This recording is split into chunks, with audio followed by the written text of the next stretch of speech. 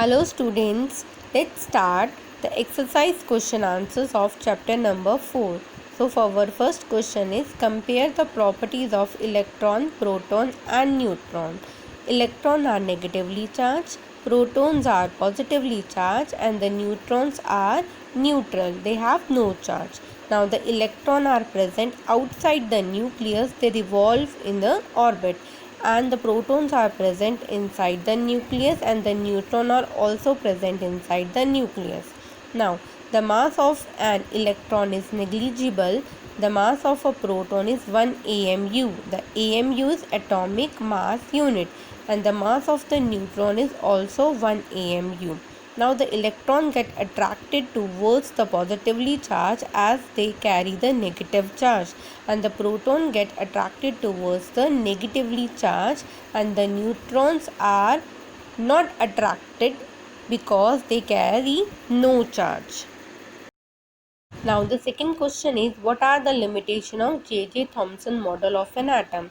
So the first limitation is it could not explain the experimental result of the scientists such as Rutherford, as there is no nucleus in the Rutherford model. He compared his model with the watermelon, in which the red edible part is positively charged and the seeds are the negatively charged, and he could not able to explain the stability of an atom, how the positive and negative charge could remain so close together. Now question number third, what are the limitations of Rutherford model of an atom? First limitation is that the Rutherford would not able to explain why the electron does not lose energy and fall in the nucleus. Second is that he is not able to explain the stability of an atom when the charged electrons are moving under the attractive forces of positively charged nucleus. And the third is the model could not able to explain how the electrons are distributed in the extranuclear portion of an atom. Like Bohr has explained that electrons are revolved in an orbit and the electrons are distributed in the orbit, like in the first shell 2 electron and in the second shell 8 electron. This concept the Rutherford is not able to explain. Now question number 4, explain Bohr model of an atom. The Bohr has explained that the electron revolves around the nucleus in a special orbit, and that orbit is known as discrete orbit. Secondly, while revolving in the discrete orbit, the electron do not radiate energy, so it does not fall in the nucleus of an atom. And the third, these orbits are represented by the shell, that is K, L, M and L, and where n is equal to 1, 2, 3 and 4, and according to 2n square rules, the electrons are filled in the atomic orbitals. Question 5th, compare all the proposed model of an atom. The first is Thomson.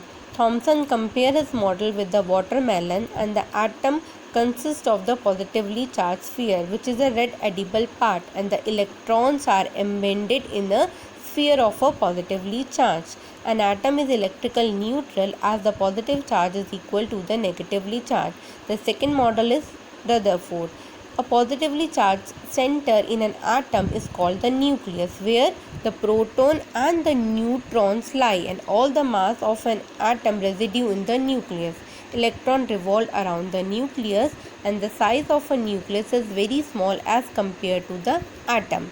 Now the Bohr, the positively charged in the center of an atom is called nucleus, where the protons and the neutrons lies, and the electron revolve in a discrete orbit, which is known as energy levels, and they do not radiate energy, and the orbit were termed at the energy shells, and it is labeled as K, L, N, M and N. Now the question number 6, summarize the rule for writing of distribution of electron in the various shell for the first 18 element. So the Bohr have given the rule 2n square rule. According to that, the K shell having the n is equal to 1. So if we put the value of n is equal to 1, we get the 2 electron in the L shell. For the L shell, n is equal to 2. So if we put the value of n is equal to 2, we can get the 8 electron in the L shell. For the M shell, the value of N is equal to 3, and if you put the value, we get the 18 electron in the M shell, and for the N shell, N is equal to 4, so we get the 32 electron in the N shell. The outermost orbit can accommodate by the maximum number of 8 electrons, and the shell are filled with the electron in a stepwise manner.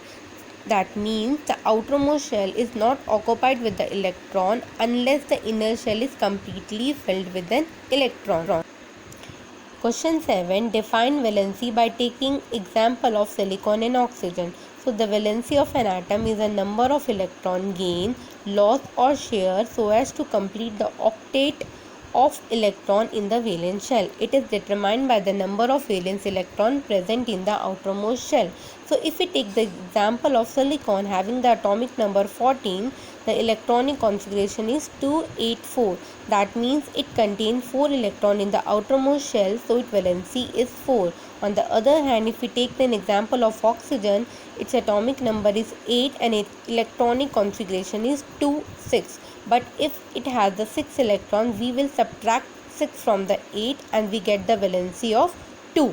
So the valency of oxygen is 2.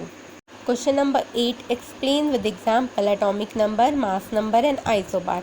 The number of protons present in the nucleus of an atom of an element is known as atomic number. For example, sodium has 11 protons, thus it has the atomic number 11. That means the atomic number is equal to the number of protons present in an atom. The mass number of an element is the sum of the number of protons and neutrons present in the atom of an element. For example, the boron has 5 protons and 6 neutrons. So the mass number of boron is 11.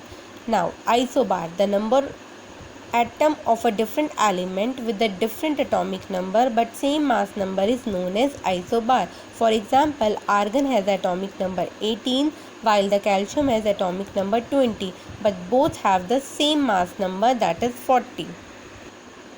Question number 9. Sodium positive has completely filled K and L shell. Explain.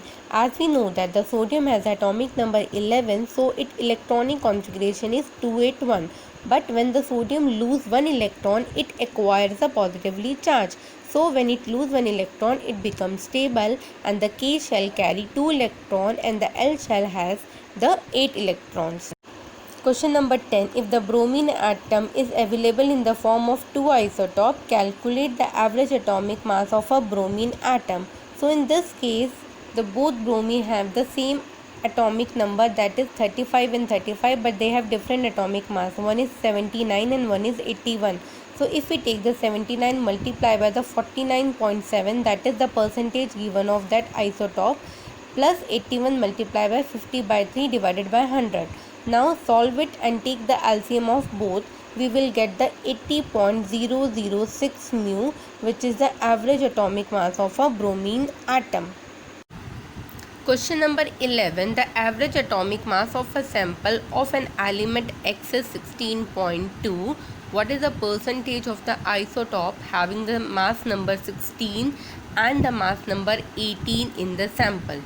So in this case, you have to find out the percentage of the two isotope having the mass number 16 and having the mass number 18. So let's start this question. Let's start question number 11. The atomic mass of an element X is given to us, that is 16.2. Let the percentage of the isotope of an element having the mass number 16 is equal to Z, because we does not know the percentage of any of the isotope, and the second isotope is element having the mass number 18, so the percentage of this isotope is 100 minus Z. Atomic mass of X is equal to Z, that is the percentage of the element having the mass number 16, so we have multiplied with the 16 plus second isotope which has a mass number 18 multiplied by its percentage, that is 100 minus Z, divide by 100. Now the atomic mass of X is given to us, that is 16.2 is equal to Z multiplied by 16 plus 100 minus Z multiplied by 18 divided by 100. Now cross multiply it, we will get 1620 is equal to z multiplied by 16 plus 100 multiplied by z multiplied by the 18. Now solve it. 1620 is equal to, multiply it, we will get 16z plus 18 multiplied by 100, that is 1800 minus 18z. Now solve it. 1620 is equal to, subtract it, we will get 2z plus 1800. Now take it this side. 1800 subtracted from 1620 is equal to 2z. If we subtract this, we will get 180 is equal to 2z. Now the z is equal to 180 divided by 2, that is 90%. So we have get the percentage of 16x8 isotope is 90%. So the percentage of element 188x is equal to, here we have written 100 minus z, that means 100 minus 90 is equal to 10%. Question number 12. If z is equal to 3, what would be the valency of an element, and also name the element? If the z atomic number is 3, its electronic configuration is 2 1. That is, the valency of an element is equal to the number of valence electron, that is 1, and the name of the element is lithium. Question number 13. Composition of two nuclei of two atomic species x and y is given to us. You have to give the mass number of x and y. So the mass number is equal to the number of proton plus number of neutron. Now in the first case, if the mass number, if we add the 6 proton and 6 neutron, we will get the mass number 12, and in the y, for mass number y, if we add 6 and 8, we get the 14. So the both x and y have the same atomic number, that is 6, but they have the different mass number, that is 12 and 14. So they are the isotopes. Question number 14. True and false. The first statement is, J.J. Thomson proposed that the nucleus of an atom contain only neutron. That is false, because the J.J. Thomson model, the nucleus was not present. Second, a neutron is formed by an electron and proton combining together, therefore it is neutral. This is again false, because the neutrons cannot be made by combining electron and proton. It is neutral as it carry no charge. The third is, the mass of an electron is about 1 by 2000 times of an proton. This is true, and the isotope of iodine is used for making tincture iodine, which is used as a medicine. This is again true.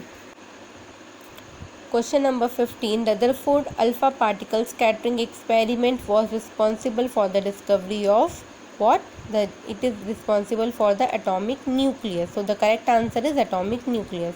The isotope of an element have the same physical property, different chemical property, different number of neutrons, or different number of atomic number. The correct answer is different number of neutrons. The number of valence electron in chlorine negative ion is 16, 8, 17 and 18. The correct answer is 18. Question number 18. Which one of the following is the correct electronic configuration of sodium? As we know that the sodium has atomic number 11, so the correct electronic configuration is 281. Question number 19. Complete the following table. For that, you should know that the atomic number is equal to the number of protons and equal to the number of electrons, and the mass number is equal to the number of proton plus number of neutron. So if you want to find the number of neutron, subtract the number of proton from the mass number, and you should complete the table.